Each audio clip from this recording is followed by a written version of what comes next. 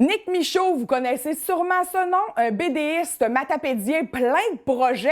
Justement, il nous parle de tous ses projets à venir, dont un nouveau projet de BD en collaboration avec d'autres auteurs qui est présentement en campagne de socio-financement sur le web. Nick Michaud, on a déjà fait une entrevue ensemble pour parler un peu de ton association que tu avais eue à Saint-Tarsius pour la fête de l'Halloween. Mais là, j'aimerais qu'on parle un peu de tes autres projets. Entre autres, on voit la bière qui est sur ton chandail. C'est un beau projet que tu as réalisé avec les microbrasseries. Est-ce que tu peux me parler déjà de celles qui sont faites et ce qui s'en vient? Celles qui sont faites, il y a la fabrique, il y a Amco la captive, j'ai rencontré le caveau que je vais faire bientôt aussi. Là, je travaille sur celle de Rimouski, la bien le Malte. Il y en a plusieurs, je ne dirais pas toutes parce que ça commence à avancer, mais il m'en reste d'autres à rencontrer. En fin de semaine, je m'en vais voir Brett et Sauvage, Pit Caribou. Et donc, c'est ça, je fais le tour sur les microbrasseries de l'Est du Québec. Dans le fond, ça va être un album. Quelqu'un qui veut faire la route des bières de l'Est. Il veut faire... Bon, quelles que je vais visiter? Parce qu'il va en avoir 19 l'année prochaine. Si tu as une semaine de congé, tu peux pas faire les 19. Dans le fond, cet album-là va être parfait parce que les gens vont lire chaque page, chaque microbrasserie va avoir 3 pages dans l'album. Ils vont pouvoir en apprendre. Ils vont faire « OK, celle-là, je vais y aller parce qu'ils ont telle affaire, telle affaire. » Donc, ça amène les gens à visiter l'endroit puis savoir où c'est qu'ils vont aller pendant leur voyage. Mais avec ton style, je sais pas de quelle façon c'est illustré, ça, ces microbrasseries-là. C'est parce que tu as un style un peu death metal.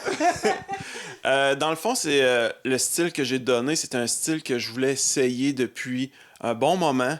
C'est des couleurs flyées, funky, avec de la trame. Je voulais utiliser la trame. Ça fait longtemps que je voulais travailler là-dessus. Comme les vieilles BD un peu des années 60. Fait que c'est complètement différent, une ligne plus claire, beaucoup plus accessible. Ouais, accessible, ouais. Mais c'est très le fun aussi. Moi, j'adore dessiner ce style-là parce que je voulais l'essayer.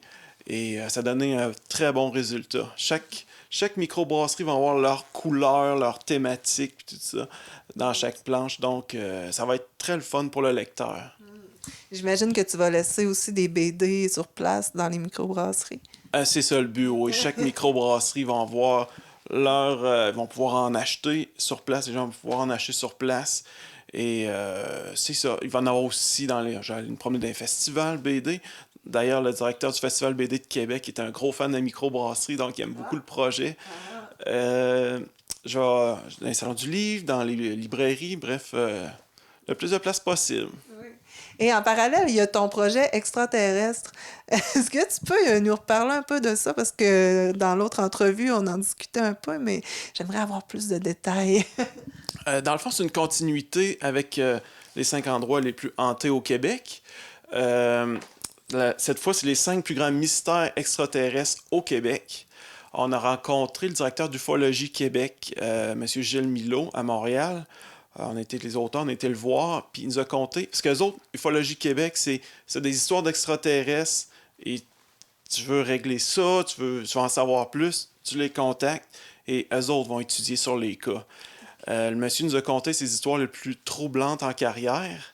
Ça va être dans la BD, on va expliquer ça. Ah oui. Et les extraterrestres, comme les fantômes, c'est des mystères qu'on n'a pas de réponse, qui fascinent tous les gens. Il n'y a pas personne qui dit « Ah, moi, les fantômes, je sais pas, là... Tout le monde a une certaine fougue envers ça. Tu parles des extraterrestres.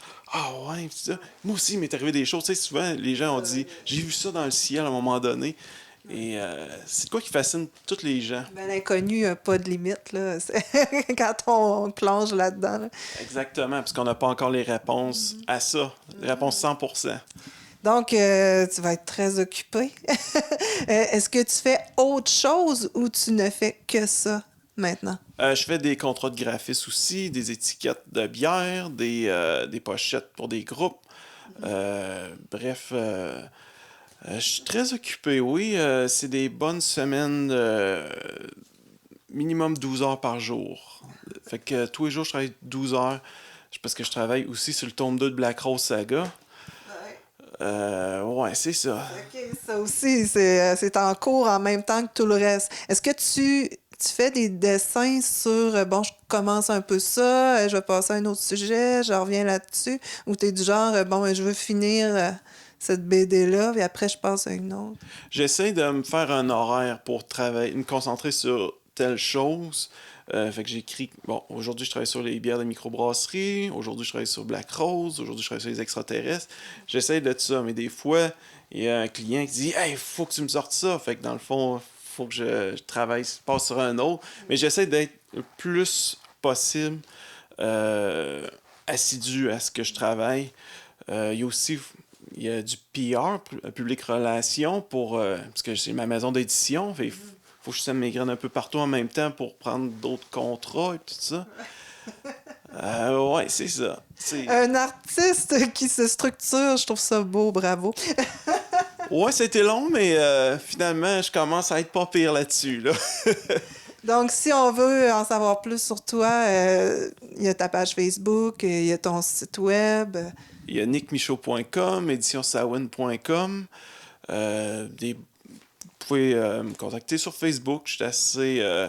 c'est pas mal la plateforme la plus facile pour me rejoindre si vous avez des questions, des projets, n'importe quoi. Et merci beaucoup encore une fois, puis au plaisir de se revoir. Bye bye.